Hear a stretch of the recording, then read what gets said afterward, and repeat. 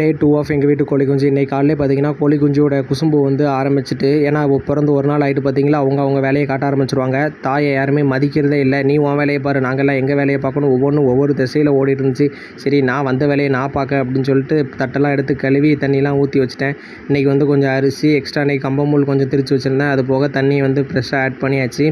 நம்ம போய் தண்ணியை வைப்போம் அப்படின்னு சொல்லி நான் என் வேலையை பார்க்க ஆரம்பிச்சிட்டேன். ஃபஸ்ட்டு தண்ணியை வச்சேன், அதுக்கப்புறம் அரிசியை எடுத்து வச்சேன், அதுக்கப்புறம் கம்பமூல் எல்லாமே வச்சுட்டேன். என்ன தான் நம்ம இவ்வளோ இற வச்சாலும் தாய் எடுத்து கொடுக்குற இரை தான் கோழி குஞ்சுகளுக்கு வந்து எப்போதுமே கொஞ்சம் பிடிக்கும் பார்த்துக்கோங்க.